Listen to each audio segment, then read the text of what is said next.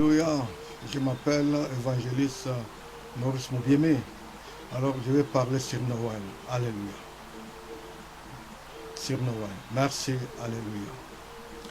Noël est la fête chrétienne qui célèbre la nativité, c'est-à-dire la célébration qui rappelle la naissance de Jésus-Christ de Nazareth. Origine du mot Noël.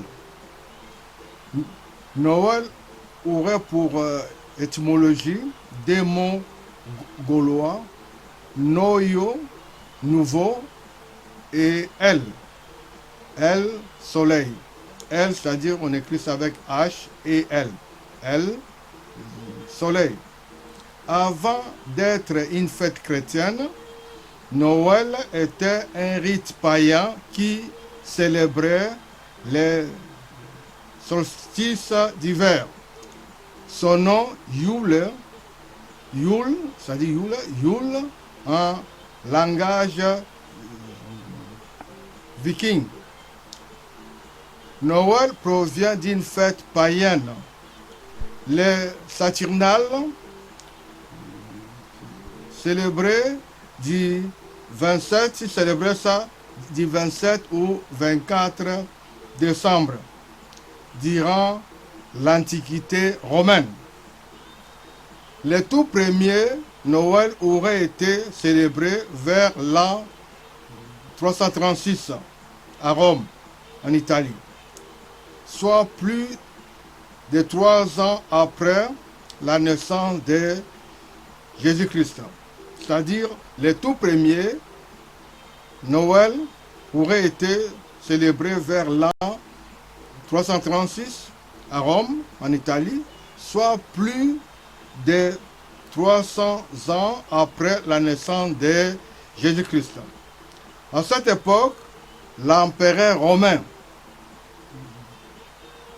Constantin s'est converti au christianisme. Il décida de célébrer la naissance de Jésus le 25 décembre. Noël ne fait pas partie des fêtes suivies par les premiers chrétiens. C'est à partir du 3e siècle que certaines communautés chrétiennes cherchaient à situer dans l'année la date de naissance de Jésus-Christ. Du latin natalis, c'est-à-dire naissance, le mot Noël est l'illusion de la locution natalis 10 jours de naissance. La date du 25 décembre fut fixée vers l'an 300 par Rome. Il aura fallu attendre le 4e siècle pour déterminer une date correspondante à la naissance de Jésus. C'est en 354 que le pape Libère estime que les jours du solstice d'hiver seraient les plus appropriés pour célébrer cet événement. C'est comme aussi en allemand on dit Frohe Weihnachten, en anglais Merry Christmas, l'espagnol dit Félix Navidad, le bulgare dit Chestita Koleda.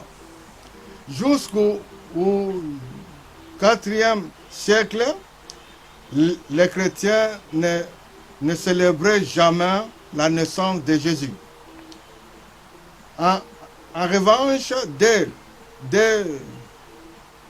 le temps les plus anciens, les Romains célébraient en décembre le culte Mitra, qui était la divinité persane, c'est-à-dire de la Perse, c'est-à-dire la divinité de la lumière.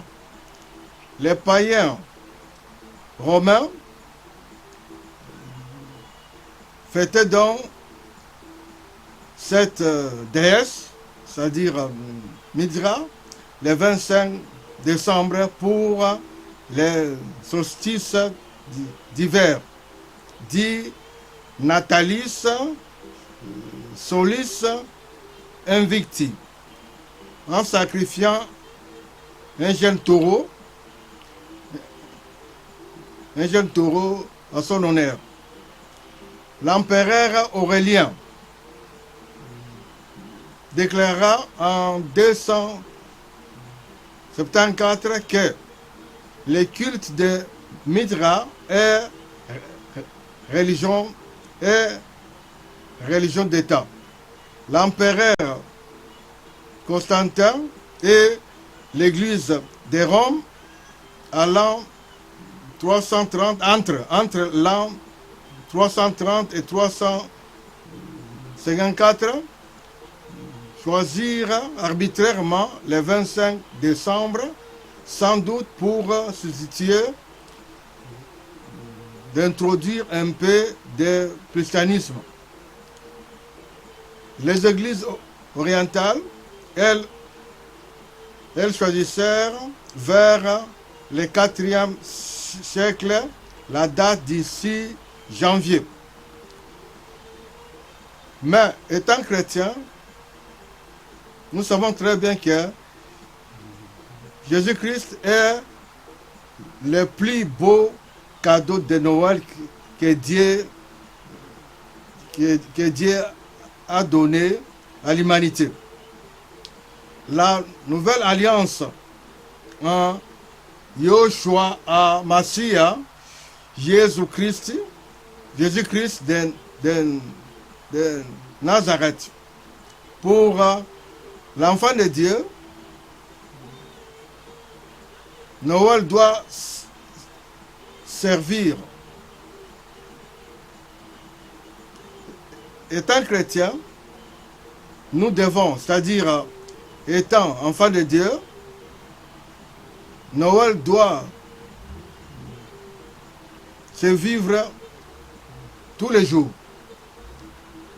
Noël, c'est-à-dire donner et recevoir un échange d'amour fraternel, un temps de réflexion pour s'approcher de Dieu, car il a fait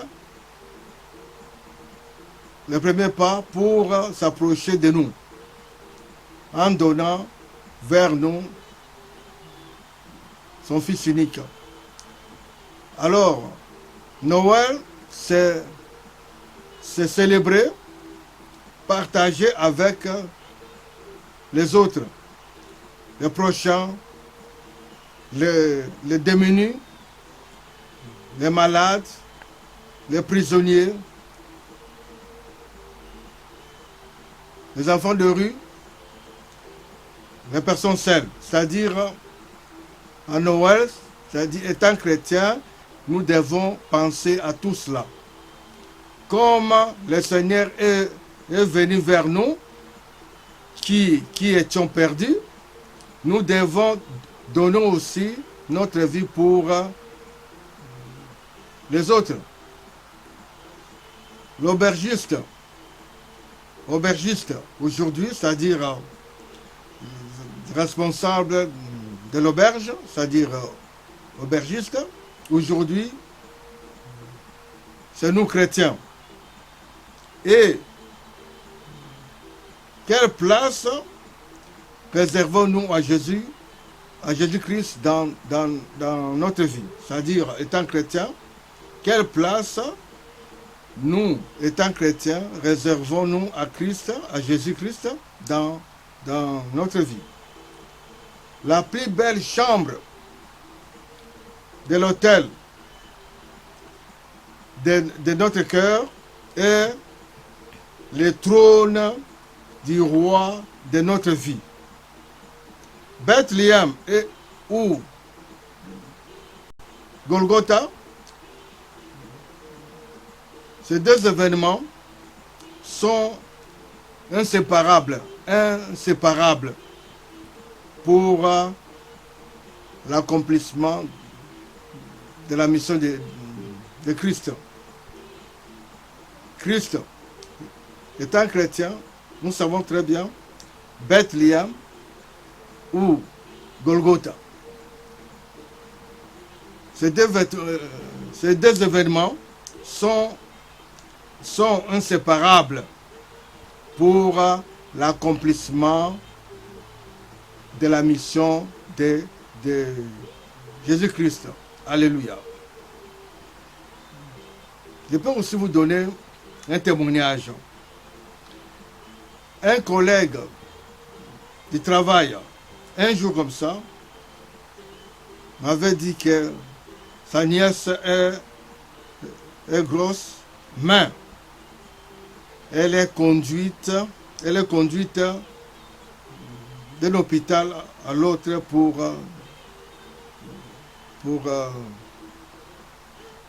sa grossesse, car les médecins ont constaté un problème, c'est-à-dire au fœtus, à l'enfant qui est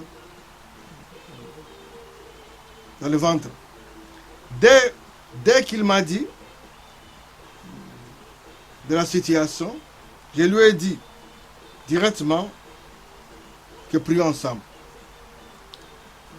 C'était en plein travail. Et puis, quelques minutes, nous avons prié ensemble. Prié. Nous avons prié.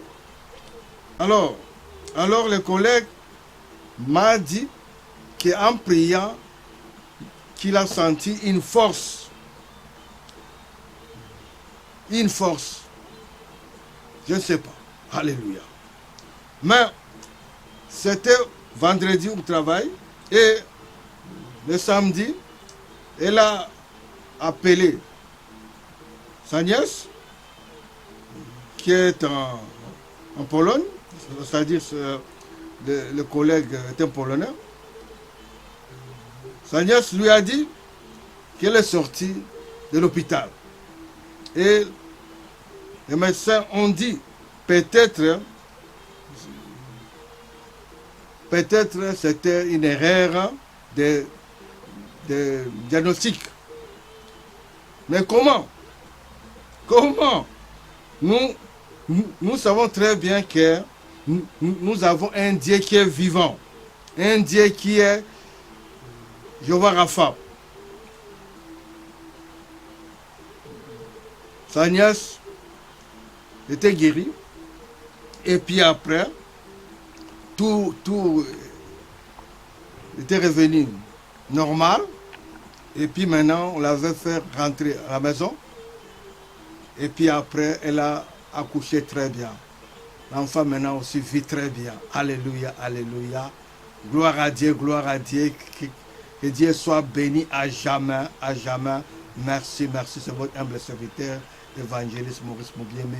Que Dieu soit loué. Amen, amen. Béni le Seigneur. Amen. Nous allons lire maintenant